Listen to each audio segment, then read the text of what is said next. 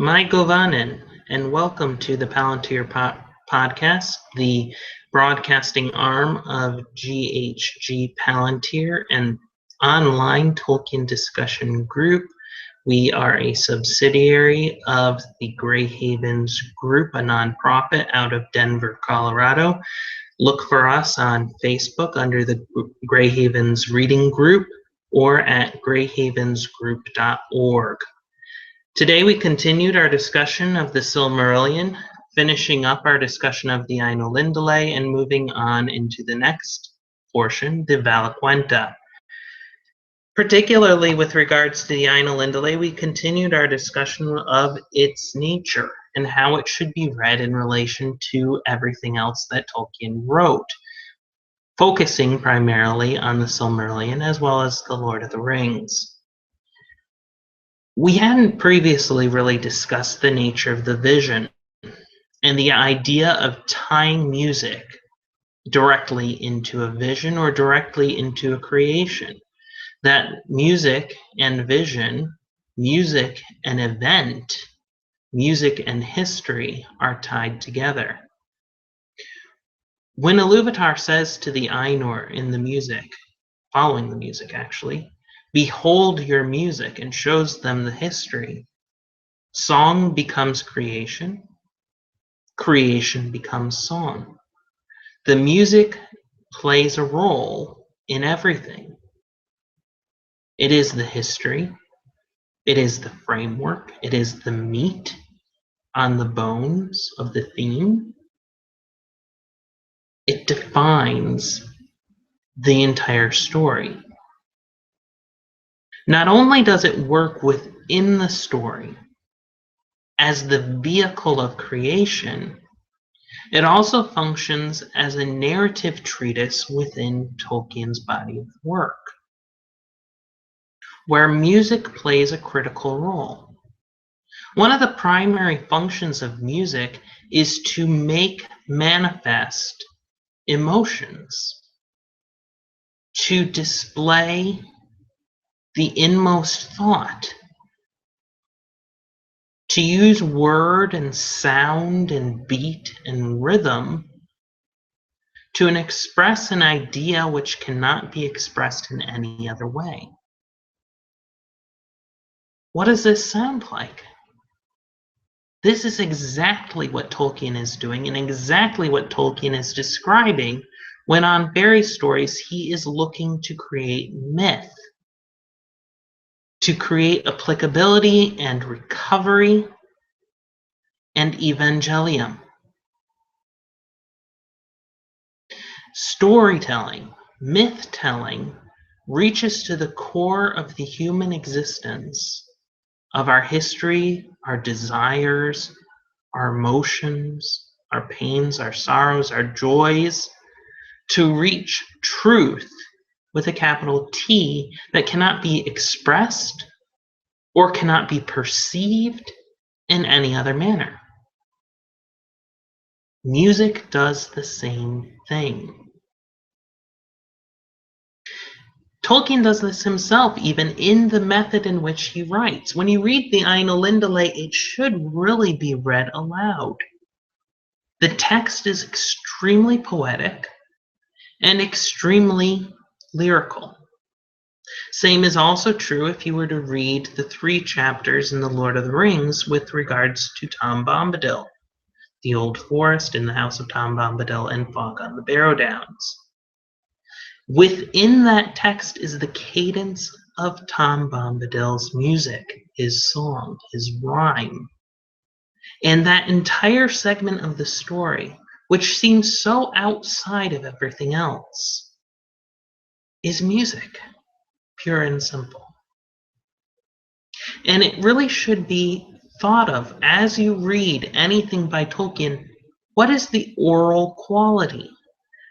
We spend a lot of time in our meetings talking about word choice and sentence construction because Tolkien, given his profession as a philologist, focused on these things. This was his career, it was his life, it was his interest. But not only that, there's that famous line about the word cellar door and thinking it's such a magical word, or pair of words for that matter, and how the sound is so much more than the actual meaning. It's something we often lose sight of because Tolkien is not read aloud often enough. And I challenge you to read Tolkien aloud as much as you can, because you will really find that his prose is some of the most beautiful that has ever been written. Not only in terms of the imagery, not only in terms of the action, not only in terms of the emotion, but often simply in the sound and simply in the rhythm. And therefore, the music that is so central to the creation of Arda, the music of language, is interwoven into the entirety of the legendarium. Now you have to wonder too, where did this idea of tying music with creation come from? Where did this idea of tying music with vision come from? Because when Tolkien wrote, the idea of a music video, even the idea of something like Fantasia, even the idea of something like Disney's musical cartoons, or film in general for that matter, was something that was new. It wasn't common, it wasn't well known, at least in the sense that it is today. So we thought in the group of, well, could Tolkien have been influenced? Where could this influence have come from? Now, in later life, of course, Disney films or musicals or some of the golden age of movies from the late 40s and 50s, yeah, sure, that could have affected his thought. But the initial writing of the Ainulindalë took part sometime in the 20s, maybe even the late teens. And the version we see in the Book of Lost Tales isn't terribly different from the version we see in the version that Christopher Tolkien published in the Silmarillion. One of the things that could have been an influence on Tolkien is classical music, and in particular, opera. What is opera but emotion distilled into music? But also given in an active and a visual form. When one thinks about music and a music paired with action, with story, and with visual, the first thing that comes to my mind is Richard Wagner and the Ring Cycle. He came up with the idea of the Gesamtkunstwerk, which is the complete work of art, that music, the visual, the sound, the story, the acting, the set placement, all of these things together are what make the work. It isn't necessarily the focus on the music, or the focus on the aria, or the focus on the singer, or on the story. They all are part of one whole, and all have to come together to create the work, the music drama, as Wagner put it. This is perhaps something that influenced Tolkien, this idea that music and event, music and story, and music as storytelling are critical and are a natural pairing. The Ainulindalë can be seen as a foundational myth. It is indeed the creation story of Arda. But it can also be seen in the same light as on fairy stories, as a sort of literary treatise on applicability, on subcreation, and on recovery. One of the easiest ways to look at it in a symbolic way is to look at the music of the Ainur like a symphony, or like an orchestra in particular. That is, the music is built line by line, melodic line by melodic line, instrument by instrument, harmony by harmony, each building and ornamenting off the other.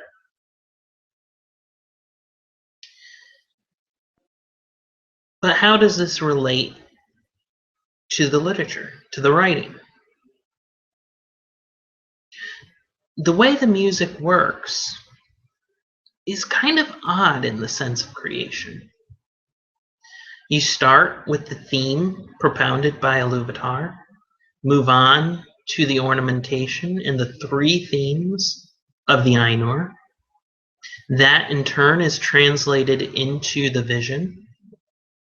The vision is brought into being by Iluvatar only at the very beginning before anything has been made. And then the Ainur enter into the world and have to create it. You have a subcreation based off of Iluvatar's work, Iluvatar subcreating off of his own subcreation, and then a further subcreation of an interpretation of the music within the creation of Iluvatar. It's layered upon layered upon layer of creation. So too, there's a statement within the text with regards to the music itself, and the fact that Iluvatar has the ability to enter into history and do things, insert events, insert beings even, potentially, that are completely outside of the music. One thing we hit upon, which was a rather curious thought, is the fact that prior to the creation of the world, prior to the pronouncement of Ea, let it be, the flame imperishable dwelt within Iluvatar. Now, in Judeo-Christian thought, and in particular when we see it referred to in The Lord of the Rings on the bridge of Khazad-dûm, we can easily see the parallel between the flame imperishable and the Holy Spirit, particularly in the guise of flame as seen in Pentecost. When Arda is proclaimed to be, when it is created, Iluvatar sends the flame imperishable to dwell at the heart of the world. Well, if we look at that statement of Iluvatar from earlier, of his ability to create outside of the music, things that the Valar are unaware of, things that they had no part in creating, well, what does that make you think of? It makes you think of the capital other of all of Tolkien's work, namely Tom Bombadil. The perennial question of anyone who ever gets into writing or talking about Tolkien: who and what is Tom Bombadil? Well, we hit upon something that was interesting, none of us had ever thought of before, and granted, there's no real evidence one way or the other, but it's an interesting thought experiment of who is Tom Bombadil?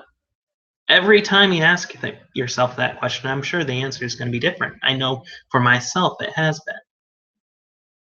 Well, Tom himself says that he was there before the making of the first acorn, before the making of anything in the world, for that matter. He was there at the very beginning. Well, if we look at the text itself in the Silmarillion, in the Ainulindalë itself, the only thing we are explicitly told was there in the beginning, before even the entry of the Ainur, is the flame imperishable. Could Tom Bombadil himself, or Tom Bombadil in concert with Goldberry, be the embodiment of the flame imperishable? be the embodiment, if you will, of the Holy Spirit, of the third person of the Holy Trinity. Tom Shippey often talks about the idea, and he uses the phrase that Tolkien's mythology is pre-Christian, Christian myth. And that a lot of Christian ideas and theology are inbuilt to the foundations, the underpinnings of Tolkien's world building. It's an interesting thought. There really is no evidence for it one way or the other. And there's also the problem of Goldberry, because she actually appears and is found by Tom later. However, she also doesn't necessarily fit the idea of the spirit, but more so of perhaps a Maiar, a nature spirit under Yavanna. It's something to think about. There are also the theories that Tom is even Iluvatar himself. Or even that Tom and Goldberry are the professor and Edith within Middle-earth. Or again, that they too are Valar, incognito. Or two, again, that they are simply nature spirits, which is probably the best answer we can give, because that's about all the information we get from Tolkien in his letters, is that they are other and that they embody a spirit of ecology. Or again, are they an embodiment in Middle-earth form of Adam and Eve? Because Tom has the power to name and to essentially reproach anything on Earth and tell it what to do, and it listens. Which is very similar to the naming power of Adam. Now, of course, we aren't going to answer this question. We aren't. But it is one of those questions that is always fun to return to. And we were surprised to actually find that it showed its head for this particular chapter.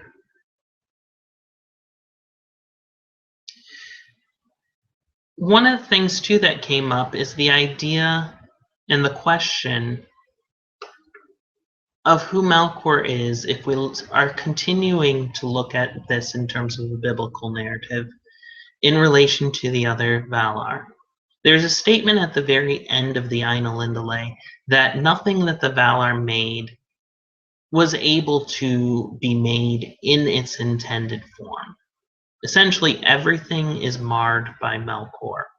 Everything ends up in an unintended final form, and yet the creation of the world continues and eventually succeeds, though not in the form they intended. Well, one of the interesting ways to look at this is the intended, is the designed truly the way the world should be?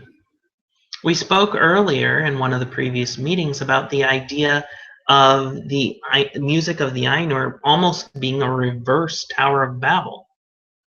That rather than start out understanding each other, the Ainur start out in complete singularity, not really understanding or knowing how to understand, begin understanding the Ainur around them and what their powers and what they do. Well, perhaps this is true too in terms of the creation of the world. They need to cooperate. Their powers need to meld together. They need to understand each other and work together. And we can look at the world that the Ainur, the Valar, began creating, which we'll get to in subsequent chapters with Almarin, as being too perfect, too symmetrical, too geometrical. And I brought up the example of an Italian versus an English garden. And we could perhaps look into this further in terms of an allegorical sense of Tolkien's own sense of what is proper in terms of the natural world. An Italian garden, the main difference is it's highly regimented, highly geometric, highly formal, highly artificial. It's cultivated. And while the English garden is also cultivated, while it is also a created element, it is designed with thought in mind that in every way possible it mimics the natural world. Is Tolkien perhaps making commentary on the idea that you can't have a perfect world? That the world itself needs to be a little bit messy? I think perhaps he is, because when Iluvatar discusses the creation of ice, snow, rain, and steam with Olmo, he speaks to the fact that these wonders would not have been possible without the interference of Melkor. The mess that's created is, in some sense, at least in the grand design of the greater themes, the final end. It creates a beauty, it creates a harmony within the world greater than if they each go about their own work without thought to the other. And it's one of those things, too, that we began to see when we moved on to the Valaquenta, is this idea of the Valar either working in concert or working against each other. And there's a difference, and there's a big difference, and where they work together is where they're most powerful. Indeed, one of the big things we discussed was the idea that almost all of the Valar, the principal 14, are paired. They're married. Except for two, Ulmo and Nienna. We'll get to that later. But we find that they are more powerful together than they are separate. It is stated in particular with regards to Varda and Manwe that when they are side by side at the peak of Taniquetil, they are more powerful than each separate. Manwe can see to the ends of the earth, and Varda can hear even into the deepest and darkest recesses.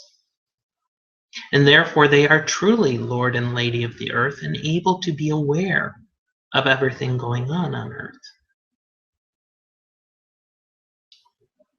One of the other things, too, that you'll find immediately upon reading the Valaquenta after reading the Ainulindale is how different it is.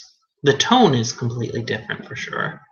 And rather than be almost a story or even a narrative of any kind, it's a series of introductions.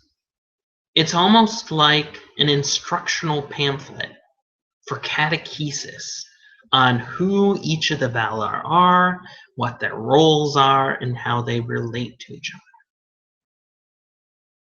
And this is purposeful, or perhaps is simply a demonstration of the fact that the Valaquenta was written at a different time and a different place in Tolkien's life.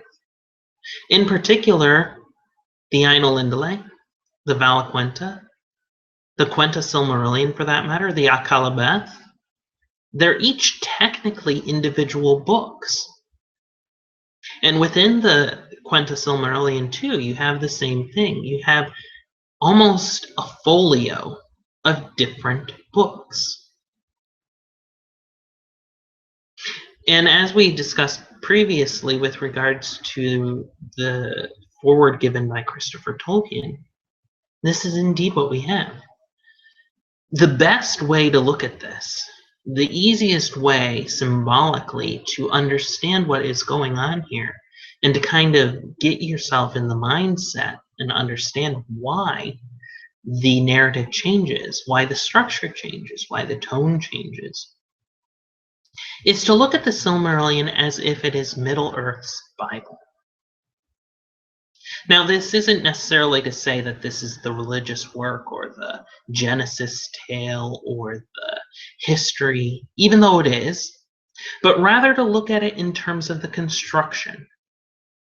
Look at it in terms of the text, that it is not a homogeneous system of chapters or books, but rather a collection of highly different, stylistically and authorially, and in terms of time, in terms of detail, all of them are different books, different tales within a whole. And therefore, when you read the Silmarillion, you shouldn't necessarily read it with the idea towards unity, other than in the overarching stream of the history. Because it is very uneven, because it's meant to be. Not only is it different authors in the sense of different elves throughout the course of the history of Middle-earth who write each tale, but we're also to understand, based on what Christopher Tolkien has told us in the editing, that these are from different points in Tolkien's life, whether from the 20s, the 30s, 40s, the 50s, and the 60s. And therefore, he had different approaches to the history, and to the philosophy, and to the stories and the characters throughout each point of his life.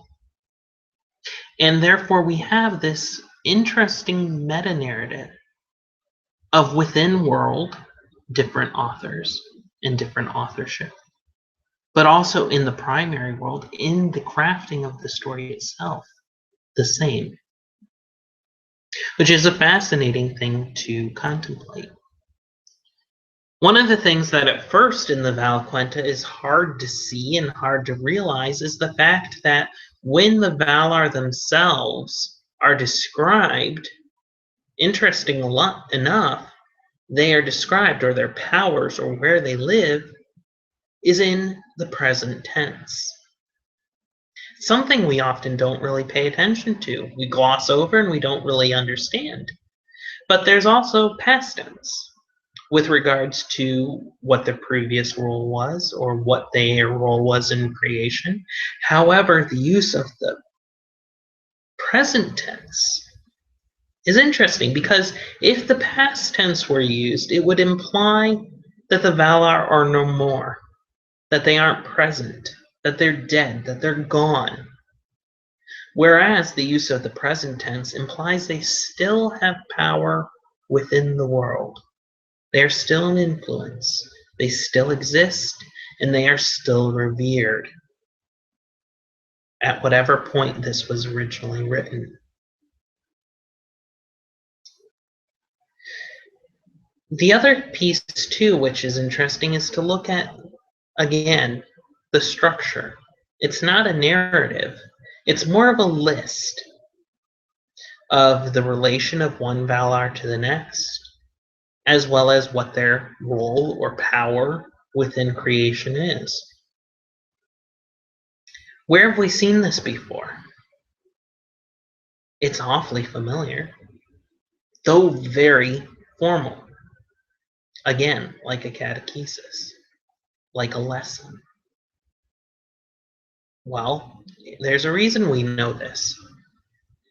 The Ent song that they teach the Entings is very much the same structure, though much more informal and much shorter, and of course in rhyme form or poetic form, as what we see here. We get the same sort of reference of their name and their role, the name and the role, the name and the role. And we've seen this before. So we go through and we learn each of the Valar in the Valaquenta. We hear who they are, who they're married to, who their siblings are, where they live, and what their powers are. The principle among the Valar that should be remembered are 5. Manwe Solimo, the Lord of the Winds, Sky, Birds. His wife, Varda, the Lady of the Stars and Light, also known as Elbereth. Ulmo, the Lord of Waters, also known for his skill in music. Aule, power in charge of the raw material matter of the world, who is married to Yavanna Kementari.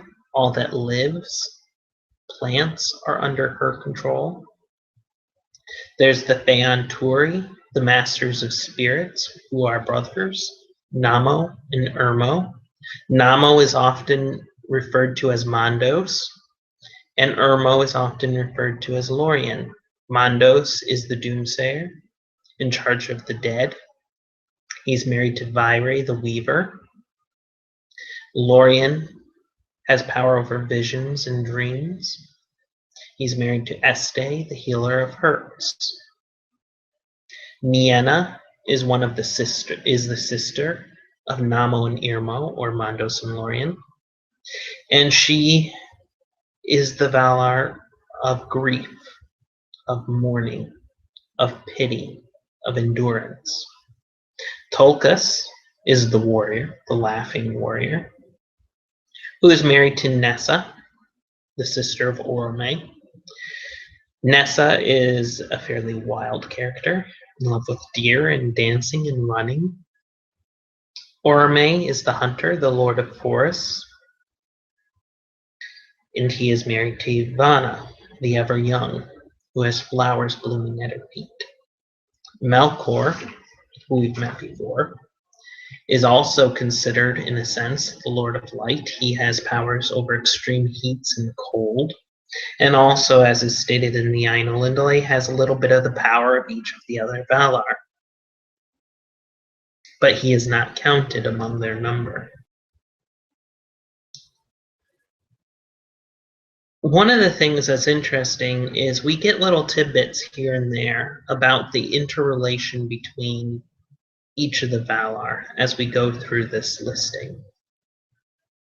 We also get a little bit about their role, which will be instructive as we read further in the Silmarillion, in terms of how they will interact with the wider world, and maybe even to understand kind of how they interact with each other. And it is stated that Melkor most fears Varda, that in the void he approached her and was rejected. Why would Melkor fear Varda? Is it a fear of humiliation, that the other Valar will know of his rejection? Or is it a fear of her power as the Lady of Light? We find later that Melkor desires all light for himself. Desiring it and unable to achieve it, he falls into darkness and hoards darkness instead. We know from the Ainulindale that he is lord over extreme heat and cold, over fires and lava. He can produce the two, and those two emit light. Perhaps he's subservient in a sense to Varda, because he can create light through his creation of flame and lava, but he can't control it. He can't contain it. He doesn't have power over it.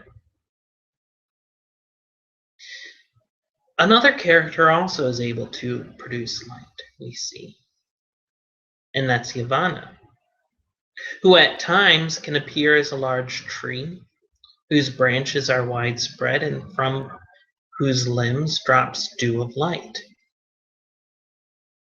Again, is this what we were discussing before? The idea that the Valar need to work together in concert, and therefore the powers that they have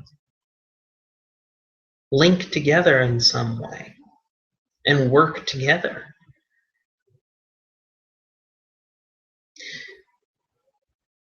Indeed, all of them except for 2 of the principal 14 are married. You have Manwë and Varda together, working principally in the air, each of them making the other stronger.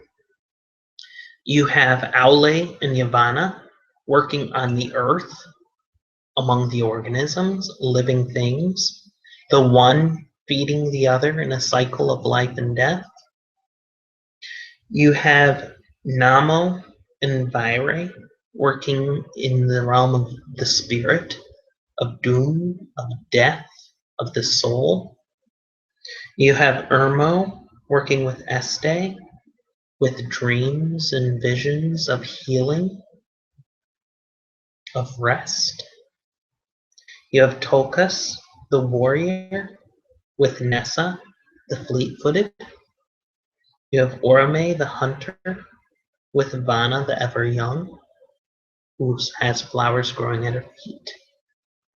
Each of them appear to have a certain sort of balance that is struck between, say, a violent and a peaceful nature, between the supply, if you will, and the demand, or even a similar power itself with Manwe and Varda of the sky, the airs, light, the wind. But then, too, we have Olmo and Nienna. Olmo is the Lord of Waters, and he's a loner. And yet it's stated that he has power over all the water of the earth. And he's present. And he's conscious of everything around or near those waters. He is said to live within the veins of the world. That's the word specifically Tolkien uses. And water itself, throughout all of history, has been considered the life giver, the source of life. And in this sense, Olmo then is one of the most powerful and also the most wise of all of the Valar. And in many sense, the glue, both literally and figuratively, holding the world together, as well as holding the Valar together, providing the lifeblood for all of the activity that they do. Nienna is known for mourning, for weeping, for having pity, for having hope. One of the most intriguing passages of the Valaquenta is where Tolkien states that she had the largest part in adding to the themes a theme of melancholy, of sorrow. And if we look back at the Ainulindale, we find that deep sorrow, which is described in words of flowing water description, is the most powerful element of the third theme. And therefore, Nienna is actually a character that, although she doesn't appear very often, we're going to have to be conscious of. We're going to have to watch her, because she obviously plays a critical role. And if you look at The Lord of the Rings in particular, and the function of the eucatastrophe, how the ring is destroyed, when we discussed that previously in the Palantir discussion group, we talked about how Varda was present, or Olmo was present, or Manwe was present. And in a sense, each of those are very visible, whether Varda with the stars that Sam sees in the sky that give him hope, or in the waters used in the Mirror of Galadriel, or in the breeze which wafts away the smokes of Mordor and brings up the ships to Minas Tirith to win the day. Those are obvious. But the reality is, Nienna was present throughout the entirety of those events. And Nienna indeed is the most active within the events that lead to the destruction of the ring, because the principal mechanism of the destruction of the ring is the pity and the mercy shown by Bilbo and Frodo towards Gollum, and later on Sam towards Gollum. It is that pity, it is that compassion, and it is that hope for redemption, which are the principal powers and purview of Nienna, which bring about the defeat of Sauron at the end of the Third Age. And indeed, we find out later that the principal Maiar underneath Nienna is none other than Olorin, who we know better as Mithrandir or Gandalf.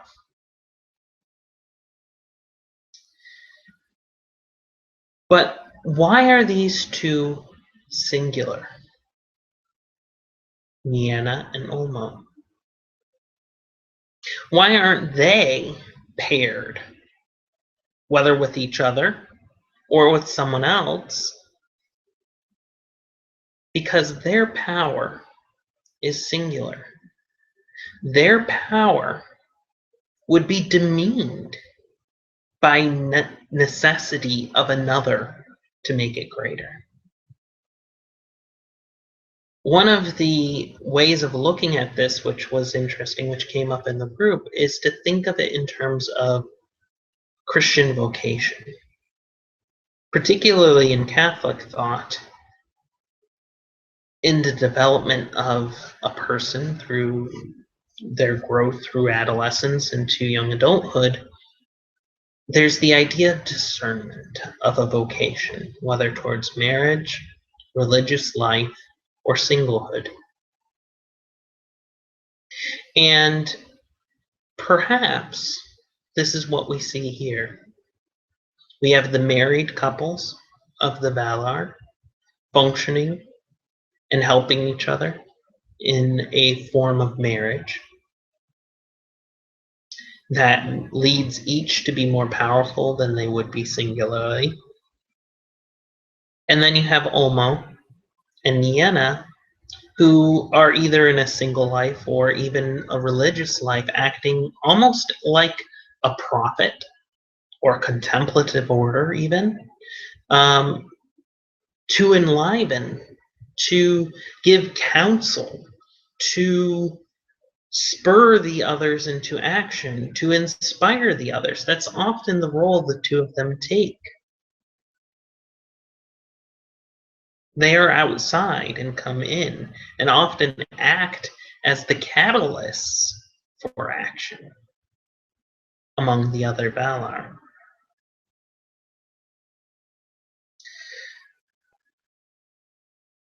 In the Valar, we see perhaps an older view of the elements of the world present. The five: air, water, earth, fire, and spirit.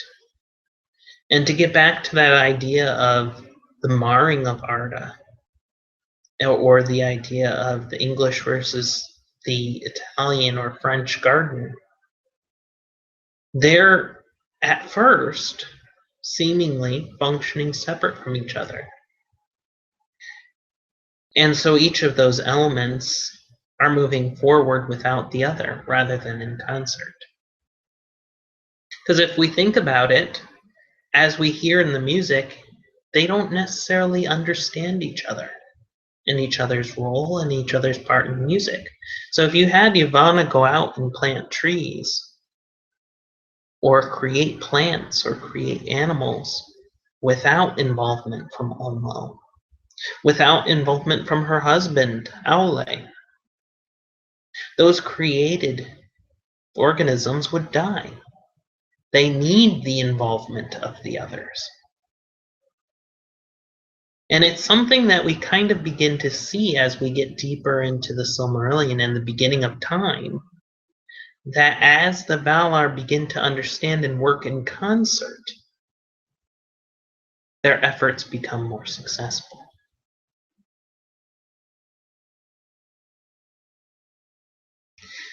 We are going to continue with the Valaquenta next week, which will be July the 23rd. at 9 a.m. Eastern Time. Look for us on Facebook. We'd be happy for you to join in. And we're going to go far afield, I'm sure. And we're going to be talking quite a bit more about Melkor and his depredations on the other Valar, as well as the Maiar and Melkor's underlings next week. So I hope you can join us.